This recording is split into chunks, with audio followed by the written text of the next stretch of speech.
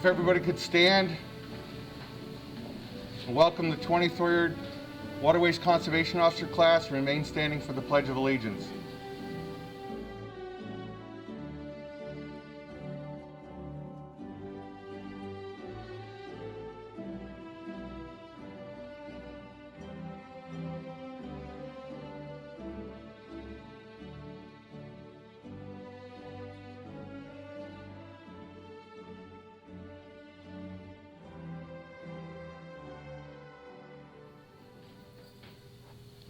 Class, present arms. I pledge allegiance to the flag of the United States of America and to the republic for which it stands, one nation, under God, indivisible, for liberty and justice for all. Ready? Two. You may be seated.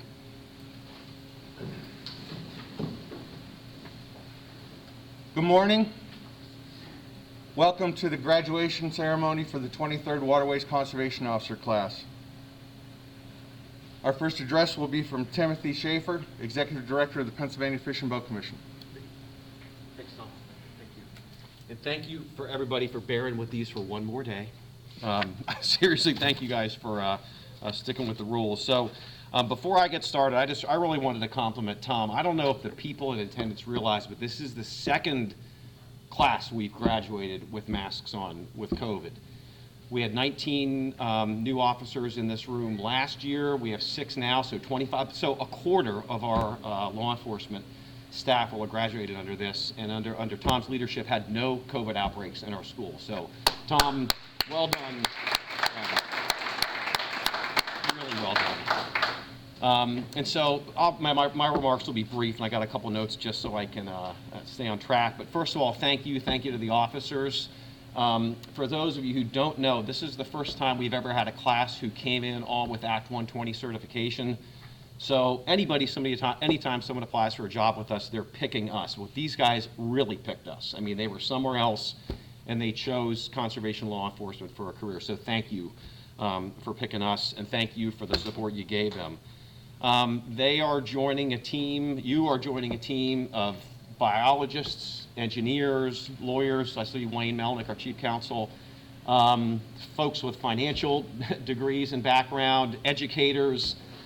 We are absolutely a team, and I encourage you really to learn what others in the organization do. The first time I met these guys, well, I met them at the beginning, but then joined them for rattlesnake training, and I would actually enjoy showing you pictures on my phone of me handling rattlesnakes with these guys. It was really cool. But it's important for me to get out and learn what they do. It's important for you guys to learn what others do. So take advantage of opportunities to get out with biologists, to visit the hatcheries, to learn how our education and outreach staff. Your training certainly does not end at Stackhouse. And in fact, this morning I was over at Pleasant Gap, and I'm leaving, and one of the hatchery staff came up, and we're just shooting the breeze. He said, "Hey, can I mention something to you?" He said, "I've had a couple WCOs that said they'd love to come see how we load the fish in the morning and how the hatcheries work." And they said, "How would we do that?" And I said, "Well, in 10 minutes I'll be talking to CLYDE." So came over, and absolutely, get out, learn how the fish get loaded, learn about everything that we do, because you guys will be the ones that get the questions. That's not the guys at the hatcheries. I mean, they come in, load the fish, and then they're gone. You're the ones that are going to get the questions about everything that we do. So learn as much as you can. It'll help you do your job better and help you serve the anglers better. And this is a personal request. Show me what you do. I mean it. I say it to officers all the time. Love to get out on ride-alongs with you. Our Board of Commissioners, a couple of these guys have spent the last 2 days with us. Please, let us know what it is about your districts that's unique, and how we could be better advocates for you, because that's what we are. Build relationships. During your training, you met people, I don't know if it was in person or virtually, but from the Game Commission, DCNR, state parks, conservation districts, local legislators, you work with them. Build the relationships in your district and be a resource for them. And consider them full partners. Obviously, you work for the Fish and Boat Commission, and this is where the ultimate loyalties are, but those local partners, that's how you're going to get things done. And be the one that they want to call when they have an issue or when they have a question. You've probably heard that you're going to be the face of the agency, and come Monday, you will be the face of the agency because we can take the masks off. But remember that. I mean, you are the ones who are our ambassadors. A lot of times, you'll be the only person that an angler or a boater ever meets on the Fish and Boat Commission. They'll never meet, likely the commissioners or me or any of the other support staff. So please know that you are the face of the agency, and take that with pride, and just remember that in everything that you do. I am going to read just a couple things as part of my remarks from our strategic plan, because I think it, and I go back to it pretty regularly, but they're guiding principles that we put in the plan. And as I read through it, I'm thinking, we're living this. I mean, we're really doing this. And there's just a number of things that I want you to think about. These are guiding principles that we identified to permeate everything that we do. One is commission culture. Create a positive, diverse, and cooperative work environment where staff and volunteers provide exceptional service, develop their expertise, and are supported in their efforts. I have your back, okay? These guys have your back. Know that. We have your back, and you'll be supported. Safety. Maximize the safety of our staff, anglers, boaters, agency partners, and the public. We're doing everything we can to make sure that you are equipped with everything you need, whether it's the things that are on your belts right now, the boats that you're driving, the vehicles that you're in. We'll do everything to make sure you're as equipped as safely as you need to be, as well as have the training that you need. Asset stewardship. Prudently manage the agency's finances, equipment, infrastructure, and property. We are prudent in how we take care of the things that we have, and I just thank you guys in advance for treating every tool that you get, as if it were your own. It is your own, and really being smart with how we manage those resources. Resource first. I put this in the middle, but this is probably the most important. We want you to keep the health of the Commonwealth's aquatic resources, along with the individuals and organizations who benefit from them, at the forefront of agency decisions and actions. We're here for the resources and the people that rely on them and use them. So keep that in mind with every decision that you make. Access. This is it's such an obvious thing in the past 2 years with the growth in outdoor recreation. But we want to provide and support public access to Pennsylvania's waters. Be on the lookout for new opportunities. There's stuff that's popping up all over the place. And I've had a couple WCOs pull me aside and say, hey, I was talking to the local water authority. They've got a reservoir over here. It'd be a great place for a boat ramp. What do I do about that? Boom, boom, boom. You put them in touch with our staff, and I can think of one right now, down in Greene County, where there's a new access going in at Wise Carver Reservoir because of a conversation in a field with the WCO. So don't be shy, look for access opportunities. R3, consider the impacts of our decisions and that our decisions and actions have on the recruitment, retention, and reactivation of anglers and boaters of all ages, abilities, cultures, and interests. So I'm sure you've heard the term R3, but we had a boom last year, and now we want to figure out how to keep those people. I'm sure all of you grew up hunting and fishing, or you wouldn't be in this profession, but the vast majority of people in Pennsylvania don't fish or boat. So those that we want to bring new people into the support, as well as retain people that we have, and then reactivate those that may have lapsed. Two more on the lecture part. Resilience. Evaluate and proactively adapt to and mitigate the effects of climate change, invasive species, and other environmental pressures on fishing, boating, and aquatic resources. Things hit us all the time. Every year is different. There's a new threat. There's going to be a new threat in your district. Be ready for it. Speak up about it. We've got a great team of biologists that we can work to figure out whether it's snakeheads or blue catfish or whatever else that may be knocking on the door of your district. Keep that idea of trying to keep the resources as resilient as possible in mind, because the threats are ever present, and you're the ones that are on the front line to try to address them. Last thing of the big guiding principles is relevance. Explain and promote and strengthen the relevance of our work. Again, most people don't fish and boat. We need to explain to the general public what we do. Why are we relevant? Why is it important that you're out there? Someone might not have a fishing rod in their hand, but you know what? Who's going to be the guy that's there when there's a fish kill? The thing down in, I forget which county CLYDE it was, but in southeastern Pennsylvania, Delaware County, we had an incident. Gas station had a fuel tank or a gas spill. Our WCO is the first one on the scene. Some of those people might never buy a fishing license, but guess who was there making sure that the waterway was being protected? Again, you're the ones that make conservation relevant. So the last thing I'll say, and I was a longtime baseball coach, and it sounds hokey that I would say this to adult men, but the themes apply. And I was with a group of students earlier this week and said the same thing. 4 things I'll tell you. 1, have fun, smile. I'm smiling from ear to ear under this thing, and I hope everybody else is here. When you're taking your picture today, smile for the picture. I mean, this is just, I was out with Scott Chrisman, who's one of our WCOs on Saturday. Bill was too, Bill Gibney. At the end of an interaction with someone he was given a ticket to, the guy stuck out his hand and shook his hand with a smile on his face. I mean, who the heck does that when you're getting a ticket? You smile back to the guy after he explains what's going on. So smile, enjoy it. This is fun work. Work hard.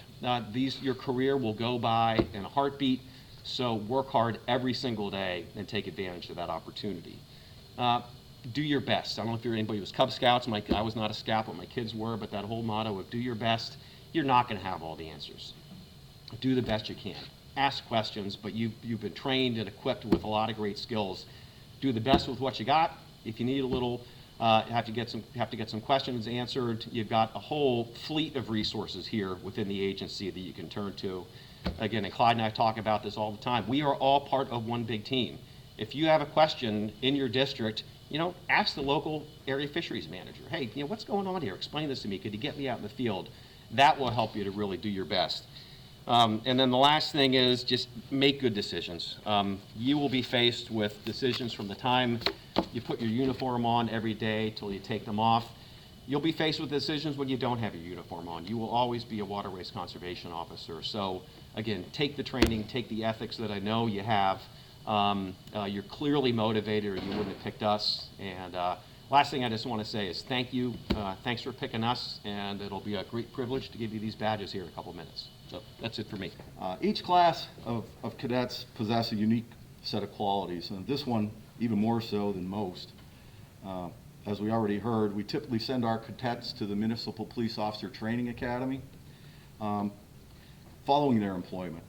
In this case, they were already required to have that training prior to the application process. This concept is certainly different, and it's a different approach than in my time, and it was geared towards getting officers into the field in a timely fashion to assist with filling the many vacant districts scattered across the Commonwealth. But though they are small in number, I believe the group of 6 cadets seated here before us today will be some of the finest waterways conservation officers to ever wear the uniform. I got to interact with them on a one-on-one basis last night, and I can tell you, super proud. They've all done a great job. We talked about COVID a little bit. Once again, as we know, COVID-19 continues to impact our lives.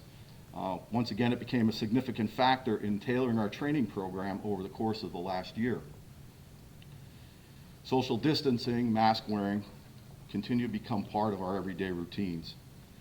Teaching techniques once again had to be altered to cover the next necessary training materials, and outside contact was limited. I believe this graduating class has a step above the rest.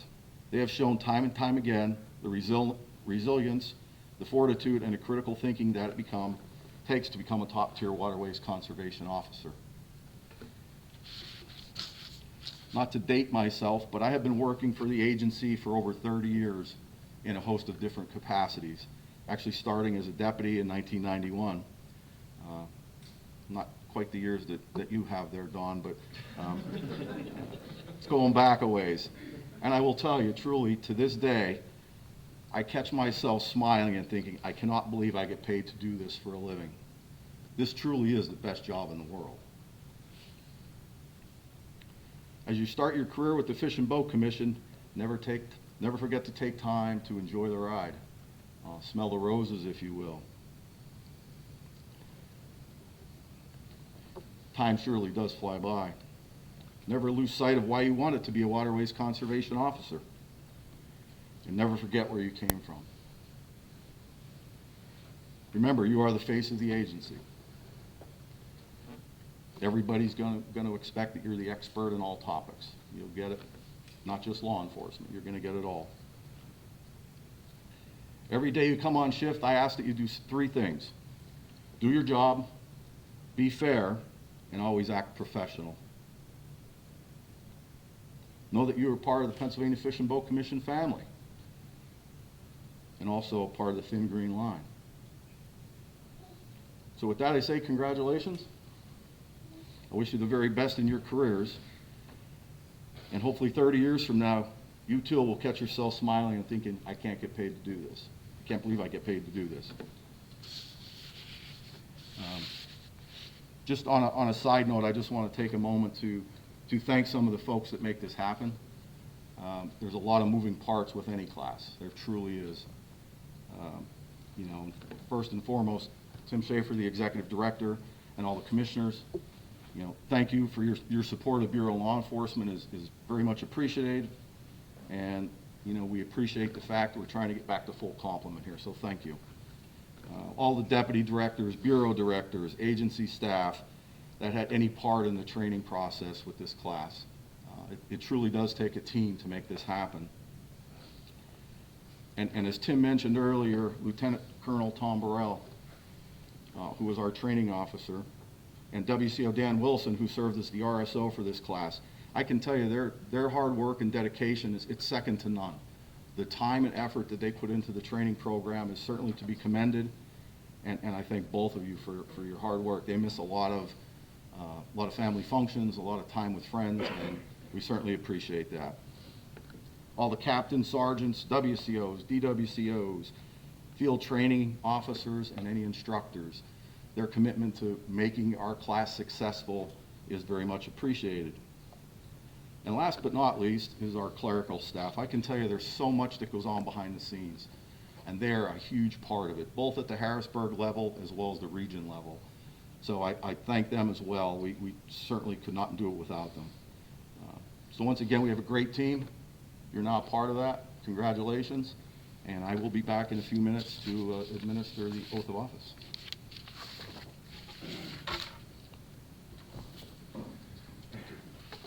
Thank you, Colonel. Thank you, Tim.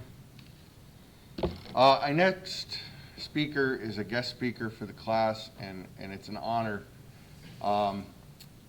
He was my first boss out of the academy, and I learned a lot from him. It seems like that was yesterday.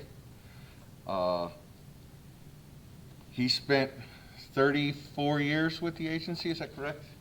32. 25 of them as a captain in the North Central region. He saw almost all of the important changes that occurred in the modern Fish and Boat Commission, from our title going from fish warden to Waterways patrolman to Waterways conservation officer, from the Fish Commission to the Fish and Boat Commission. He's been in roles that were new. He was here for the first patrol vehicles, the first uniforms, the first regimented law enforcement training, the first sidearm that you didn't have to purchase yourself. So it's my honor to welcome retired Manager Paul Swanson as the guest speaker.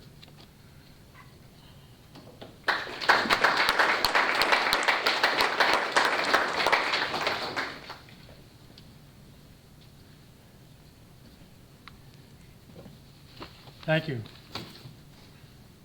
It was 53 years ago that I was a cadet, graduated from HR Stackhouse training here at Fisherman's Paradise. I think we graduated in Harrisburg, but I worked for the agency 32 years and a half, and now I've been retired 21 going on 22, and both ends of it have been great for me. And I've steeped myself in Fish Commission history more than most other people that work for the agency. And this is probably a quirk of fate. On the week I was born, this was the cover of the Saturday Evening Post. Okay? And I've always kept it with me because the brook trout is a state fish, and always been, it's what I started to fish for as a kid. And I'm not going to mention a lot about me, but where I was involved in the history of the agency, I do want to touch on it because it's a great history. But before I even start, being a former manager, employee of the agency, I want to commend all the agency, from the commissioners to the executive director to the employees on the ground level that did the work during COVID. It was a remarkable accomplishment because from my standpoint, I watched COs from 3 or 4 counties away stock a load of trout, or 3 loads of trout in a day, to cover all the logistics, to make them show up on time, to make the people show up. And our own employees did the stocking. Volunteers, due to COVID, weren't there. Employees did the work. And I just can't say enough appreciation from a citizen now for the work that was done the last 2 years to accomplish the mission. Then on to some of the Fish Commission things that I was involved with. But before I do that, I'm going to mention one person, and I have extra copies of this. Like I said, I'm a local historian. This guy's name is Nessmuk. There's a good article in here on Nessmuk. For those of you that don't know the state, there's a lake in Tioga County named for this guy, Lake Nessmuk. He lived in the 1800s. He was born 200 years ago this year. But in the 1880s, he had 2 canoes built that he used lightweight. The one, the Sari Gamp, he named it, is on display at the Adirondack Museum, weighed 10 pounds, made out of birch bark, birch pieces, a 10-pound canoe.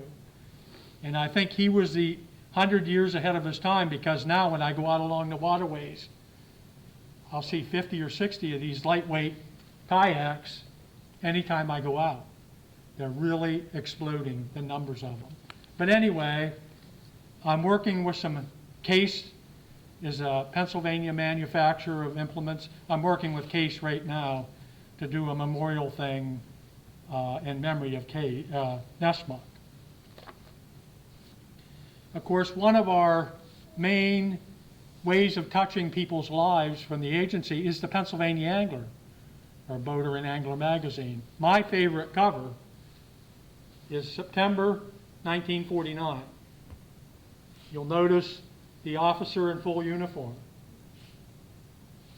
The agency received these uniforms from the state police. They retired them, and so the agency picked them up.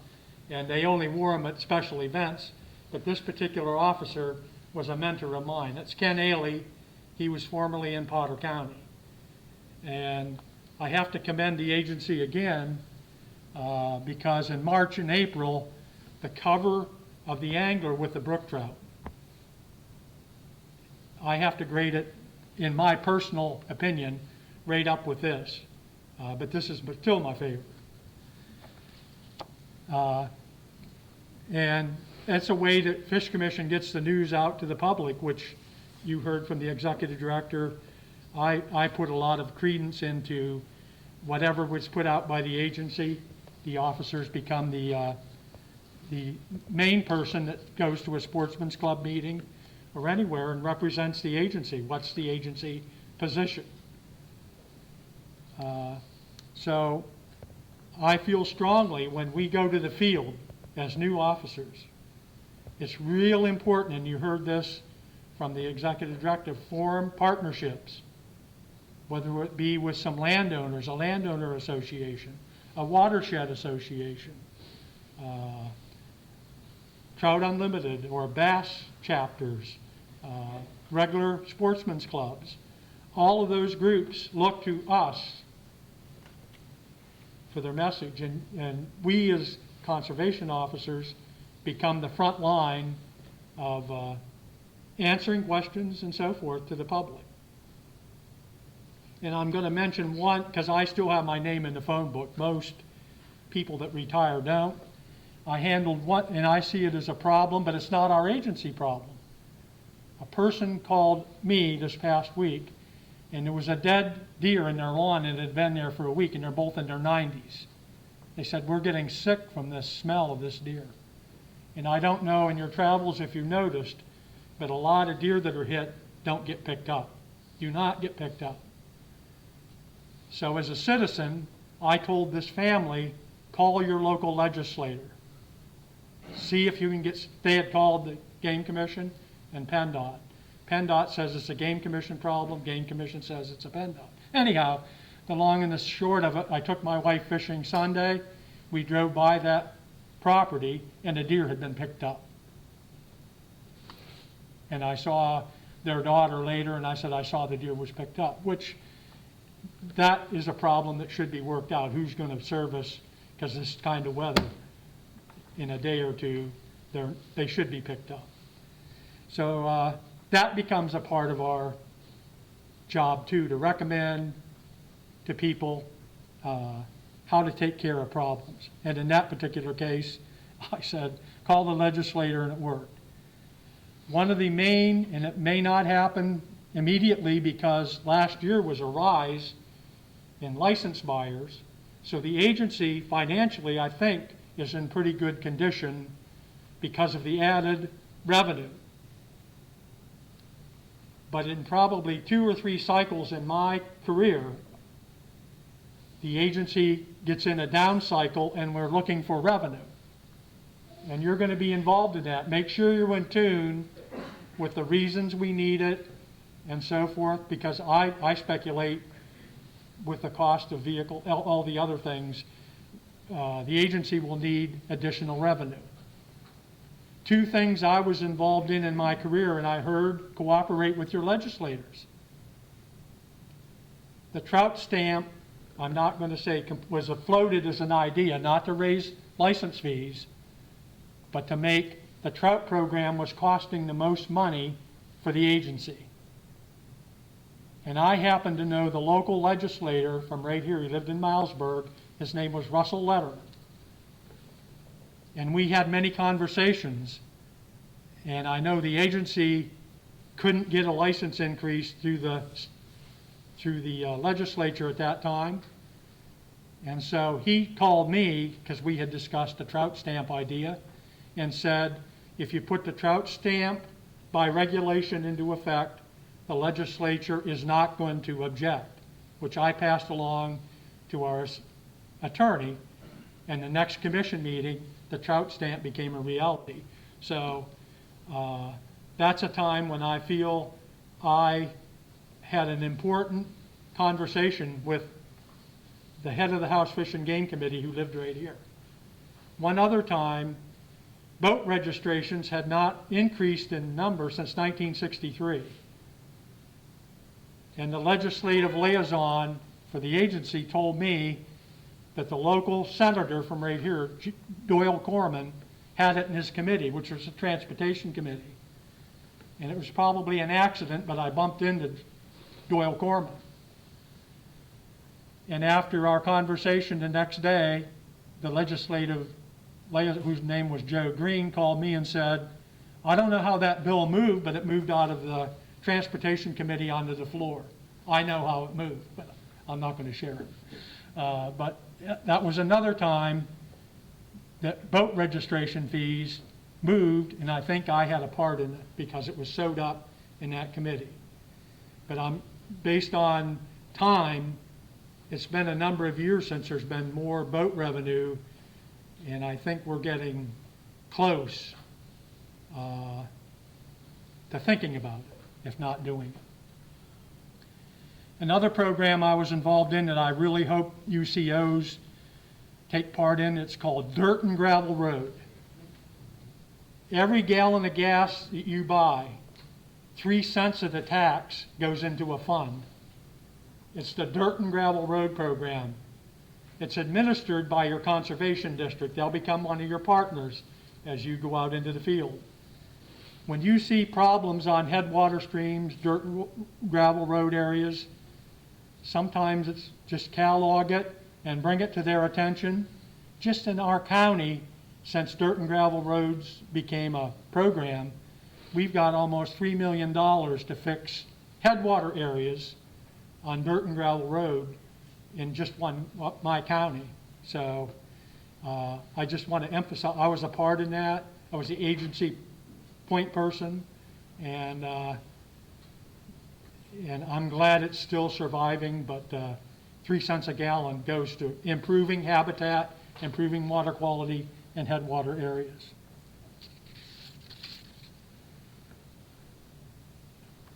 The partnerships that you form will be lasting, and I did mention some of them earlier. Other agencies. One of my main partnerships was with DEP that did stream monitoring for pollution and everything, and we worked a lot of pollution problems together, that we would sit down and discuss it. A lot of times they gathered some of the evidence and we became a partner and made settlements along with them, but I saw that as a real important partnership. I got along well with the game officers in my district when I was in the district. We worked together, partners in hunting season. I would work with them and they would help me out in the spring of the year. And again, I mentioned TU, bass clubs. My involvement in TU, I'm a life member. This spring, we clean up a section of stream. It's Big Fishing Creek in my county. And this is a beware. This is the only time I ever helped them clean, and I ended up with a tick. Ticks are bad in Pennsylvania.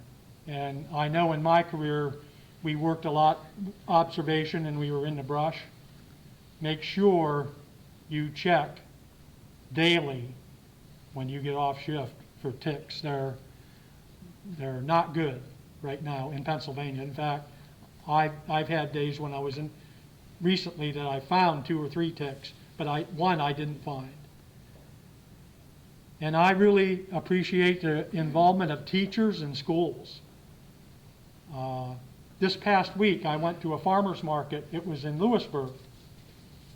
And a woman came walking up to me and it had Mifflinburg Fishing Club, Mifflinburg High School Fishing Club. I stopped her. I said, is there a fishing club in your high school? She said, yes, they're really active. In fact, the team was just up at the lake right here this past week. I said, well, that's fantastic. So I'm a real promoter of outdoor clubs or fishing activities in the school.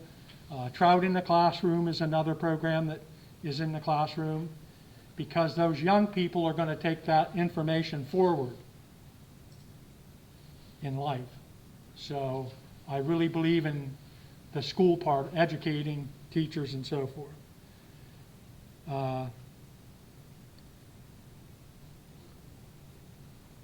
That covers some of the interactions I have to recommend for people. Now a little bit more on history. In the late 1800s, the agency did a report. This is the 1895 report. I probably have 30 of these that I'm donating. There's a museum that's under construction. It's COPA, Game and Fish Commission. It's down at Middle Creek. But I'm donating my collection because there's hardly any of these left. In the 72 flood, all these that were in the archives in Harrisburg flooded out, 72. So whenever I find these out, there's a few left, I get them and they're in my collection.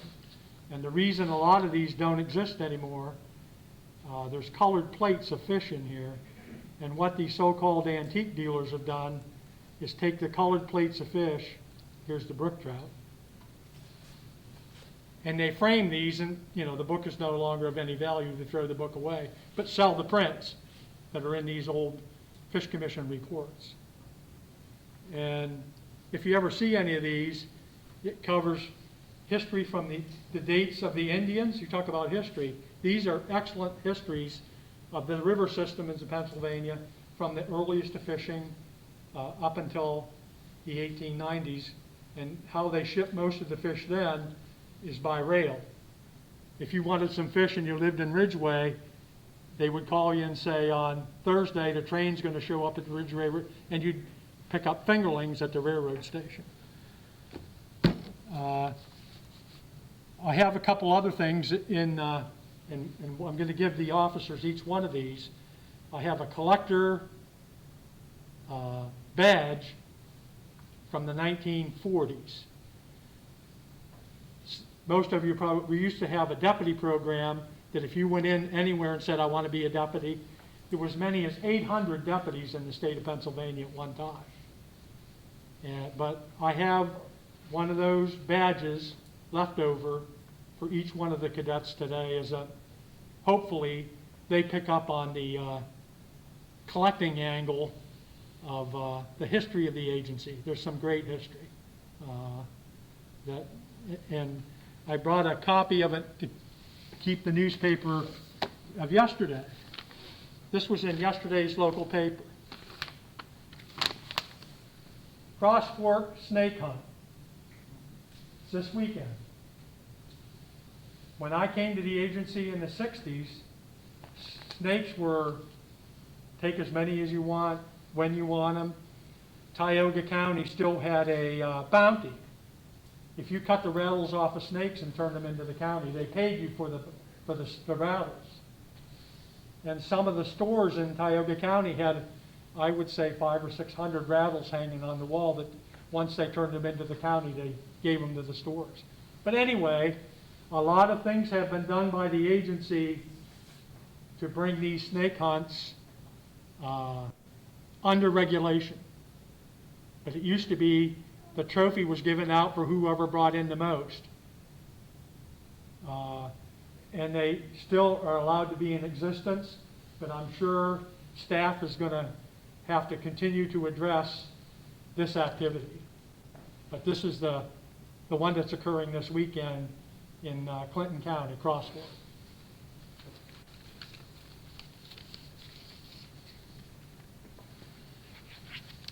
So history marches on, and I told the cadets earlier, my involvement in the agency has been for over 20 years. Their part of history of the agency is beginning today as they go to districts, and I'm excited for them because there's so much opportunity for success of the agency in the motto of conserve, protect, and enhance, or doing their job. So that's pretty much it from me, but I'm really looking forward to seeing how this class works out. And if anybody has any history, and there'll be copies of this, I'm going to leave them on the front chair or something, about Nessmuck. Very good article here about Nessmuck. Thank you. Thank you.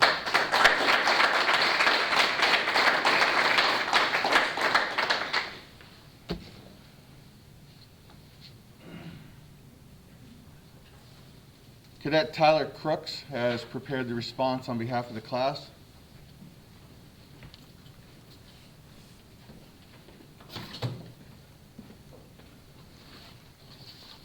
Good morning, everyone. Thank you for coming today.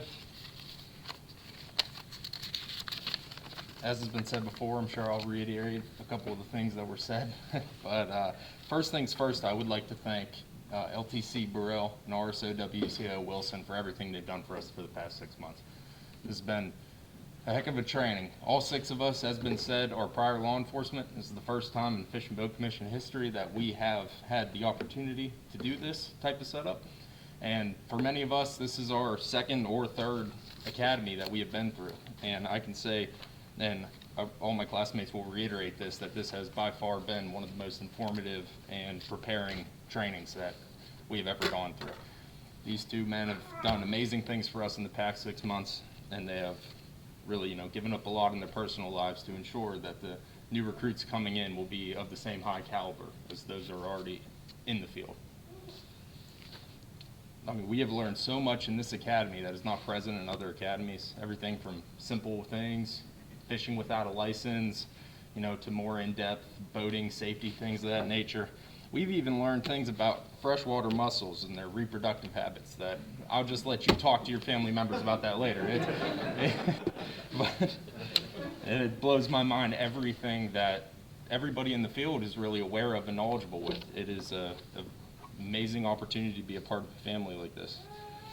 Over the past couple months, we have been able to go across the state with many of the officers in the field who have already established themselves. These officers, all in all, were amazing. Not just the officers, but everybody in the background, everybody that doesn't often see the public.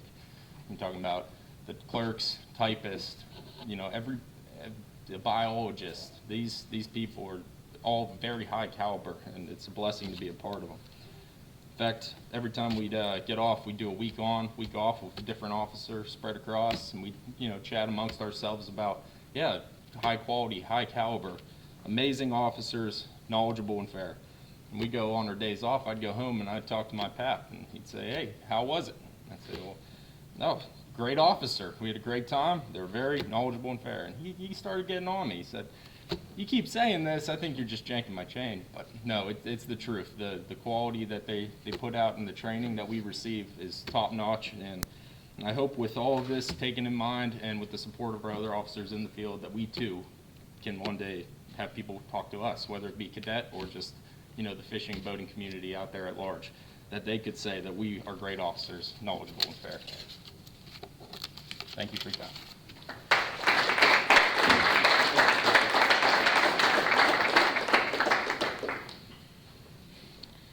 And now we'll have the presentation of diplomas and badges by Richard Lewis, the President of the Board of the Commissioners, Executive Director Timothy Schaefer, and Colonel Clyde Warner.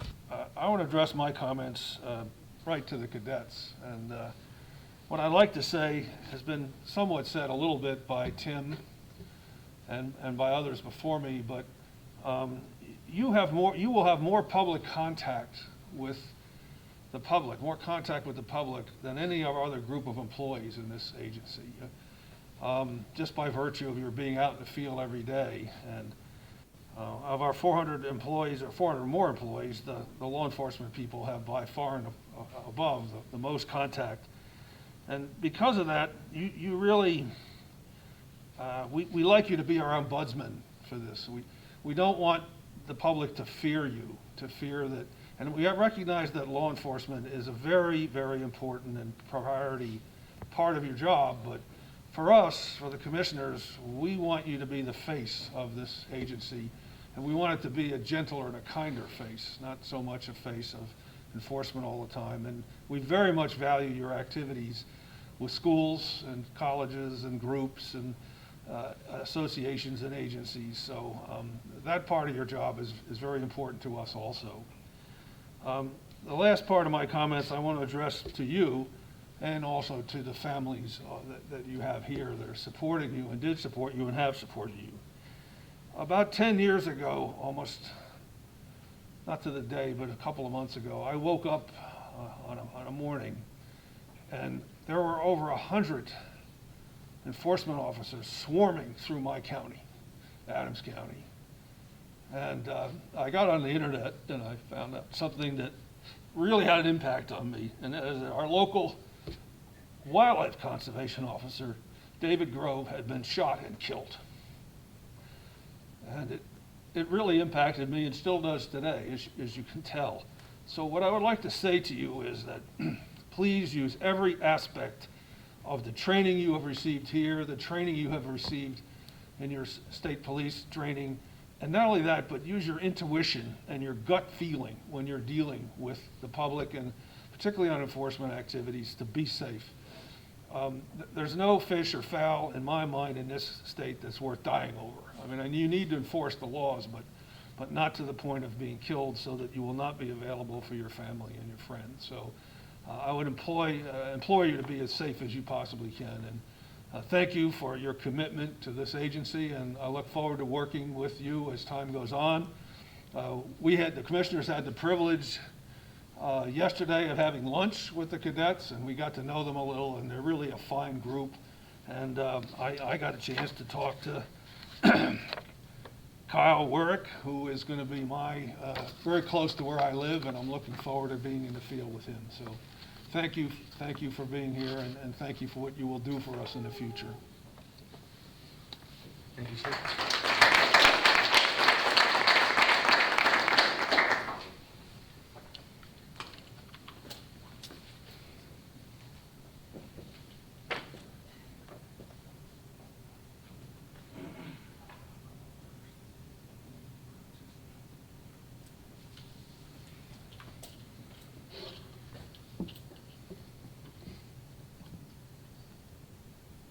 Cadet Tyler Crooks.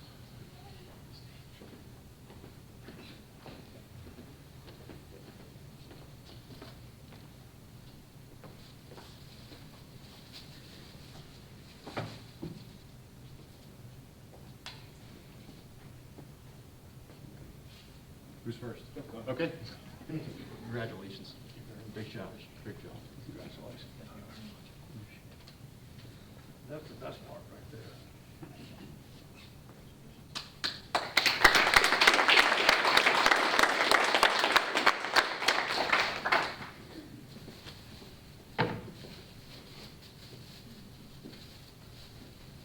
Cadet Connor DOBRANSKY. You guys can't see their eyes, but they're smiling. They're smiling. They're smiling. Congratulations. Thank you, sir. Congratulations. Thank you, sir.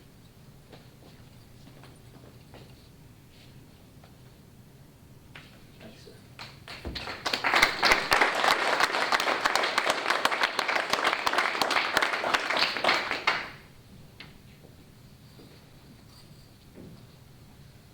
Cadet Brian GUENIN.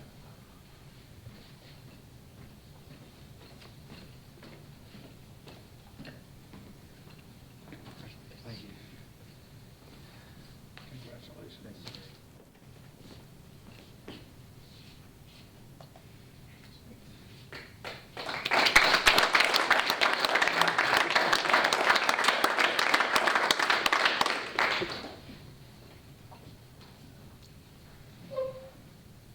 Cadet Frank MEHALKO.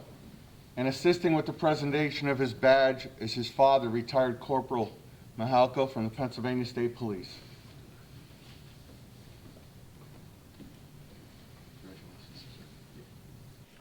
Proud day for you and your dad. Congratulations. Can you?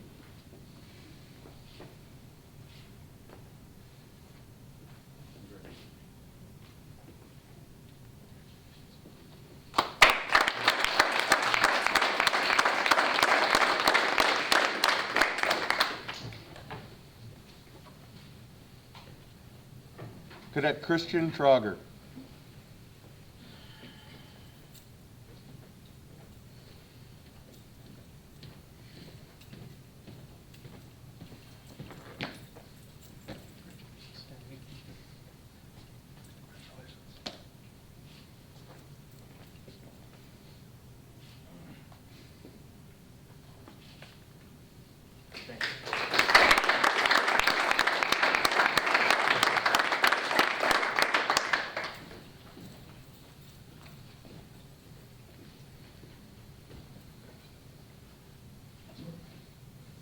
Cadet Kyle WIRICK.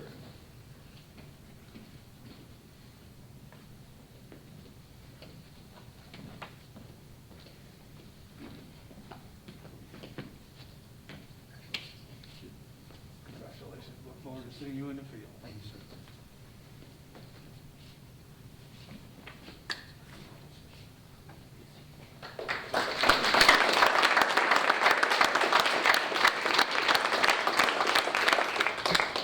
Thank you, gentlemen.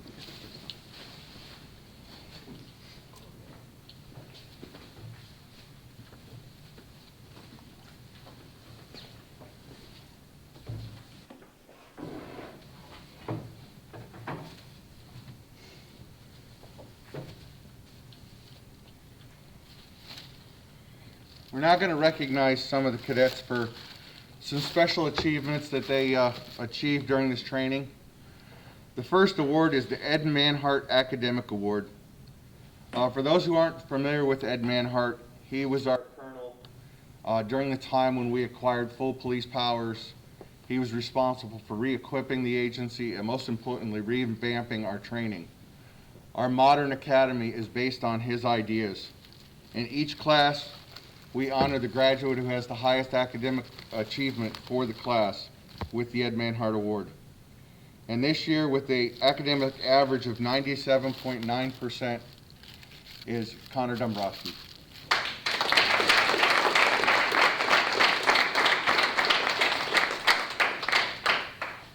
Congratulations.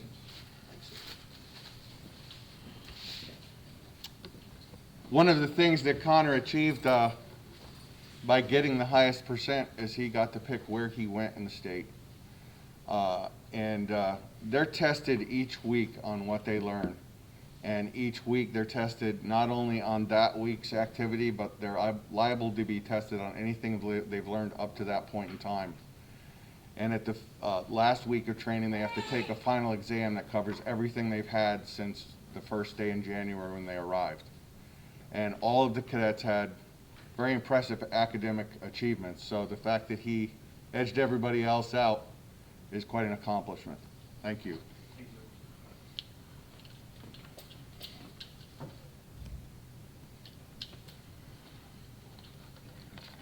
The next award we have is the Sergeant Brooke R. Tolbert Firearms Excellence Award. Brooke Tolbert started his career with the Bureau of Law Enforcement in September 15th of 2000 in the 15th class. After graduation, he served with distinction in the busy 1014 Western Erie District and was promoted to sergeant, serving in the Northwest Region Office until June 4th, 2016, and served in this position until his untimely passing on November 4th of 2017. Throughout Brooke's career, he always stressed officer safety and was a BLE firearms instructor. As the leading firearms instructor, he was constantly striving to learn new techniques and applications and often attended training on his own time. He was instrumental in several new programs, including authoring our patrol rifle manual. He interacted with almost every officer within the agency as a tactical marksmanship instructor, and he passed along skills that were needed to keep the officers and anglers safe. We recognize outstanding instructors and officers for their firearms achievements, and we recognize a member of each class who shows us that they've achieved a higher academic level and a proficiency level with their firearms during the course of training, which is something the agency takes seriously. We train with our firearms more than any other agency in the state, hoping to never use them, but realizing that our officers are often alone and in areas where backup could be 45 minutes or more than an hour away if it's available at all. So this year we'd like to recognize Tyler CROOKS.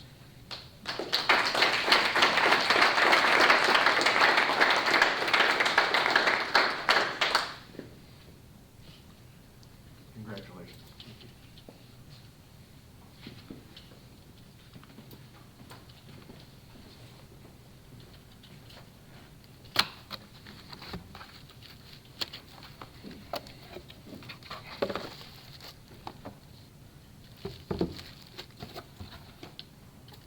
Some other speakers today have mentioned myself and Officer Dan Wilson.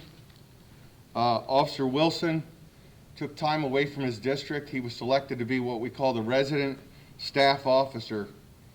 He is my assistant during the training course. He's the one that allows me to actually leave training at some point during the 6 months they're here and go back to Harrisburg to do what I need to do there and to see my family so I don't have to live the rest of my life in the room at Stackhouse. He gave up a lot of time to be here over the last 6 months. He spent a lot of time counseling the cadets on what it was going to be like to be a WCO, helping them through the hurdles they faced while they were away from their families for 6 months and facing the possibility of moving across the state.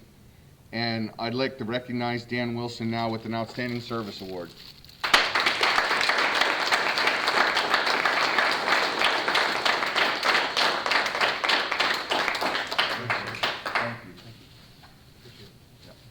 There's no way that I could have completed this class without somebody like Dan there to do it. And he would call me and he'd say, I hate to bother you, but, and if he did that, I knew it was going to be interesting because there wasn't much that Dan couldn't handle.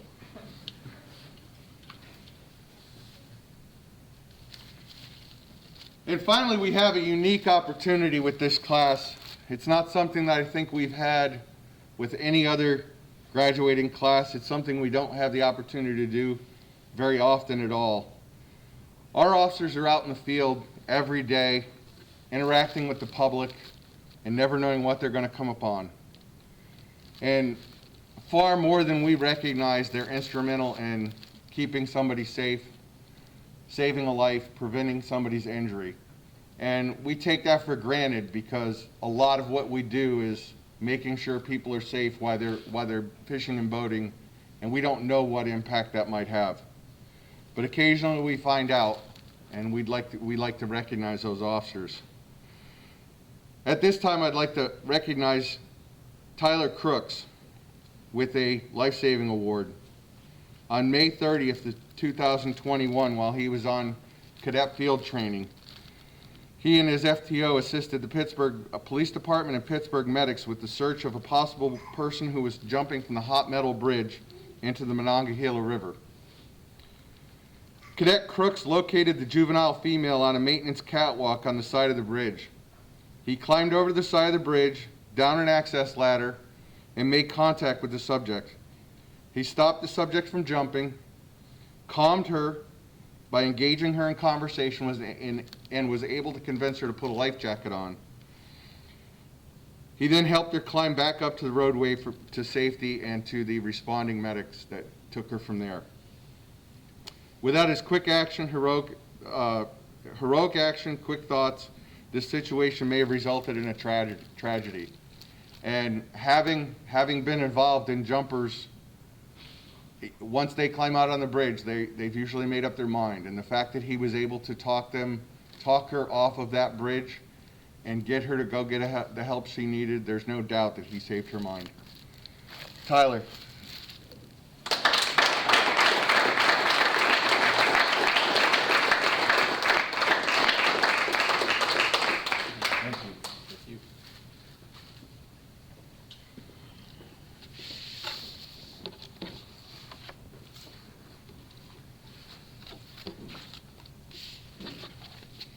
I'm not going to say a lot. I pretty much said to the cadets what I wish to individually over the last 6 months. I told you there's times that it seems like yesterday that I was sitting where you are. And I graduated the academy thinking I would go into the field and spend my entire career in a district, as many of you do. And that's a noble goal to have. And nobody will ever think less of you for staying in a district your entire career.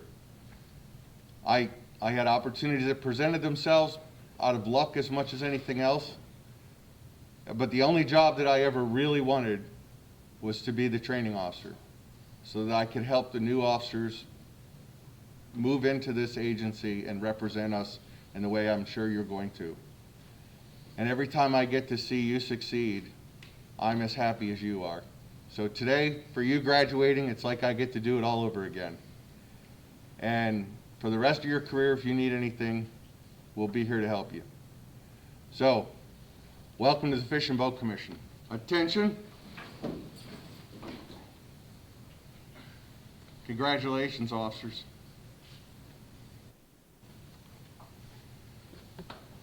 You're dismissed.